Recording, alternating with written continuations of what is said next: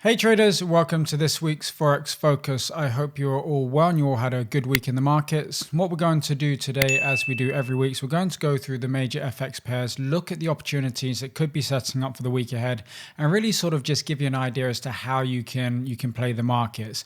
Please remember that everything that I talk about in these videos, they're my opinions only. So I'm not telling you to go and take any of the trades. I'm simply trying to give you some ideas and you can go away and see whether or not it makes sense for your trading or not. Okay, so with that being said, let's talk about the market. So last week we saw that the dollar did lose ground against pretty much all of the FX pairs.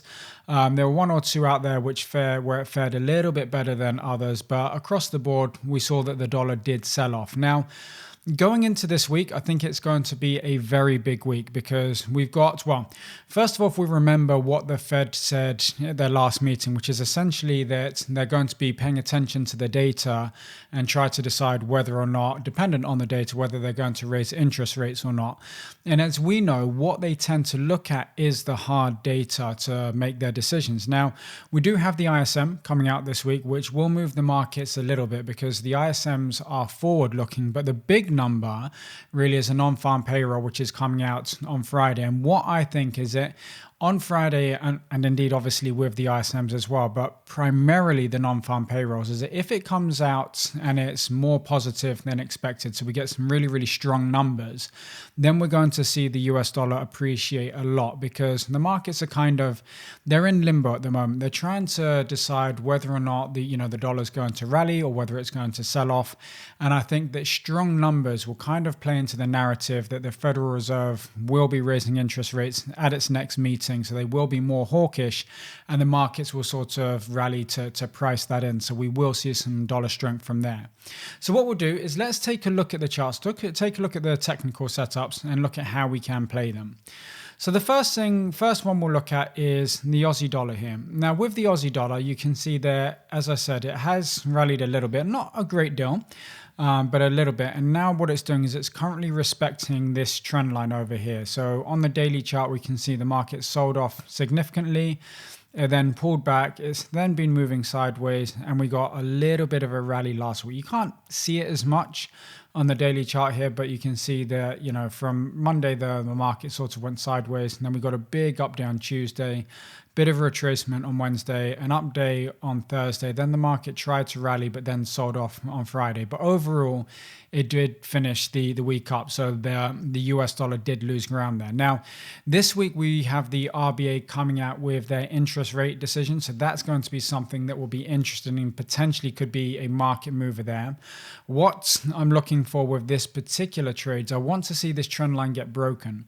Once this trend line's broken, then I'll look to become a seller in this pair. Now, it will be better and it'll be great if we get this broken in conjunction with some positive US dollar news as well. So if we get the ISM come out, for example, and we get a particularly positive number there, or the non-farm payrolls come out and they beat expectations, then really I'll be looking at that. But the one thing obviously is that the non-farm payrolls do come out on Friday. So with that being said, we might end up seeing the opportunities here the week following. So what we'd want to do with this week is obviously play some tactical positions. And what that means is that if we do get an opportunity, then we take that opportunity, but we're mindful of the fact that NFPs are out on Friday and that has the potential to, to really sort of rock the markets. And, it's great if you're in a trade and it goes in your direction, but if you're in a trade and it goes against you, then you'll very quickly be stopped out. Obviously, the RBA interest rate decision will play a part in this particular pair because it is the Australian dollar, so you'll want to keep an eye out for that as well. At the moment, it looks like they'll probably, keep rates on hold. I'm not expecting too much there, but if they do surprise and they do come out and they raise it a little bit, which some of the market have it priced in as them hiking slightly at this meeting, then we will see the Aussie dollar rally a little bit.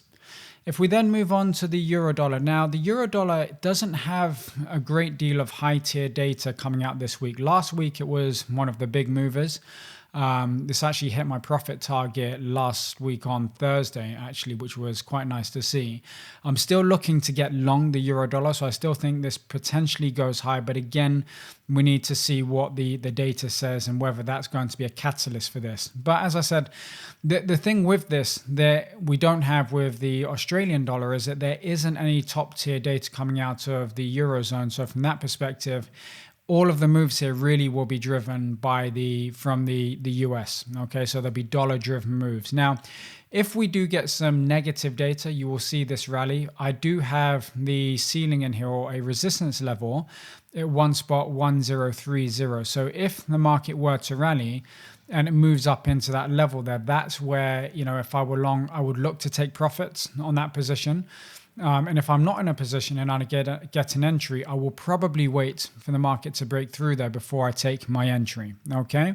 Now, if we get some positive dollar news, so for example, if the ISMs come out, and then manufacturing is the first one to come out, that's typically been fairly negative over the recent months. The services has fared a little bit better.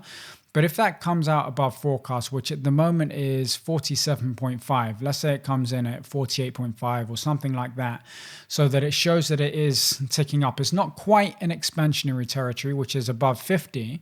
But if it does tick up, then we could see a little bit of a sell-off here. And what we would do then is look to take a tactical short on the euro dollar, and then obviously see what comes out with the non-farm payroll. So really, when you're looking at this pair here, and all of the others apart from the Canadian dollar, the news that, they're going to be dollar-driven moves out there. So pay attention to the ISM on the 3rd of April. We've got the non-manufacturing, so the services on the 5th of April. And then on the 7th, we've got the non-farm payrolls. And they're like the big days there. If we got the pound dollar, we can see that the pound dollar is rallying. It's rallying up into this resistance level at 1.2454. I think that, if I were to compare this to the euro dollar, and I'm looking for a way of expressing a bullish bullish dollar outlook, if you like, then I'd probably express it more in the pound dollar than I would the euro dollar, because I think the euro is stronger in general. The pound has rallied a little bit, but we've got so much of a headwind here in the British economy that I think that this is sort of just overcooked a little bit, and really we're at a very strong level of resistance. So any sign of strong US data, then really we will see this sell off. So look for an opportunity over here in the pound dollar for a sell. If we get a break to the upside, I'd probably express a bearish dollar move in something else like the euro dollar, for example. So really paying attention to the pound dollar for selling opportunities at this resistance level. If we then look at the New Zealand dollar, this is going to be more difficult to trade because this one is really sort of range bound at the moment.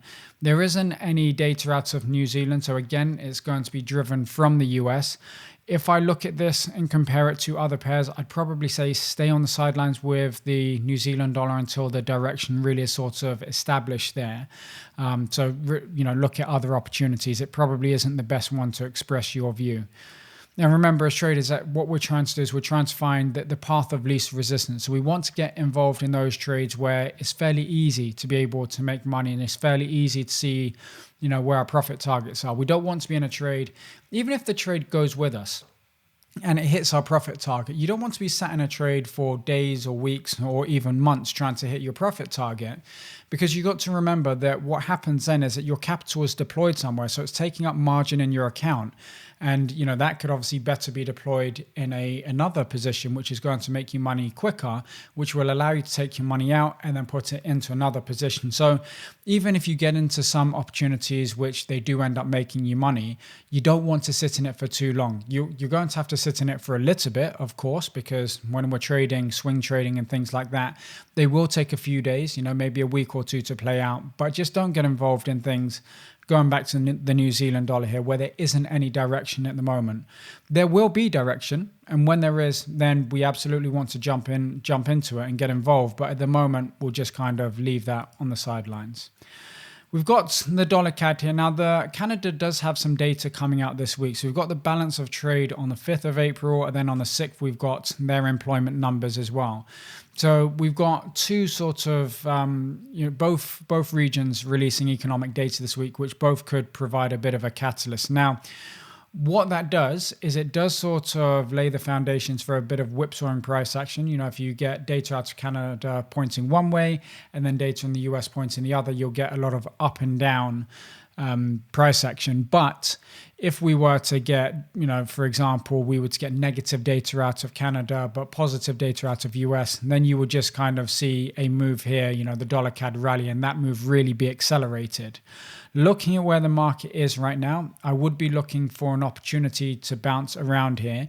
If it breaks through the support level at 1.3514 and the data supports it, then we could look for some tactical opportunities to short this pair. Looking at the support level at 1.3274 is a potential area where it's going to turn around, stop and give us a little bit of respite there.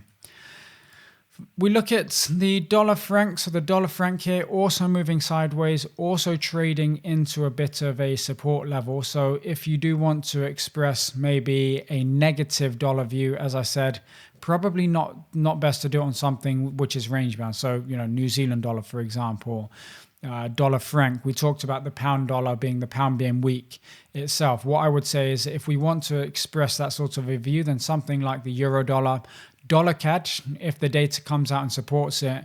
And then finally, looking at the dollar yen here, I think that this would be a great opportunity. Eventually in the second half of this year, if the US enters a recession, which is what we're expecting to happen, the dollar is going to get sold. And I think that something like the dollar yen will be, I want to say a beneficiary, not a beneficiary as in this is going to appreciate, but I think that the yen will get stronger, which means that this chart will start to sell off. So I think that I'm going to look at the dollar yen as an opportunity and as a pair to express a bit of a negative dollar view, which means that as the market sells off, I will be looking to sell into the rallies. We don't have that opportunity yet. So we do have this trend line in the way at the moment. But once the market breaks through that trend line, then I think that we really could see a nice sell-off here. I think any type of rally is, it's not impossible, but it will probably be short-lived. So really I'm waiting for more negative data out of the US. Once they come to the end of their tightening cycle, which a lot, the markets kind of think will be the May meeting will be the last rate hike there. Then they'll start to go into a bit of a rate cut cycle. As soon as that happens, this pair right here is going to get sold. So if you look back over the last year, so since March of last year, you can see that it rallied a great deal, nearly goes down from 115 up to nearly 155. So you've got a big rally there, all the way from 115 up to 155. And then obviously we have the sell-off over here as the market started to anticipate that the Federal Reserve would start to cut rates. Then at the beginning of the year, we sort of started to see that inflation wasn't coming down as much and the Federal Reserve began to be a little bit more hawkish. But I think that if we go into that cutting cycle again, this pair is going to be the one that you want to sell into. It's going to be the most obvious trade out there, okay? And that's what we want to do, as I said earlier. As traders, we want to take the path of least resistance. We don't want to sit there and trying to get into trades just to be clever and to, show how intelligent we are. Ultimately, we want to make money. So the way to do that is to find the pair. So match a strong with a weak, for example, where you've got sort of two contrasting stories, and then really take advantage of that as opposed to trying to spread thinly across the board, showing how great you are as a trader trading lots of different pairs. Better to focus on one or two different stories, one or two different narratives that really make sense and make the most out of those. Okay, so I hope that made sense for you. I hope that gives you some ideas on how to go and play these opportunities going into next week. If you have any questions, please feel free to post a comment beneath the video here. Remember, if you want to learn more about my approach to trading the markets, I do have a free masterclass that you can sign up for on my website. Again, I'll post the link beneath this video here. So in the description, you'll find a link to the website where you can sign up for that masterclass. If you haven't already, please make sure that you are subscribed to the channel. So hit that subscribe button, hit the bell as well so that you get a notification as and when I release these videos. Otherwise, I'll thank you all so much for watching and I'll look forward to speaking to you in the very next video. Take care now.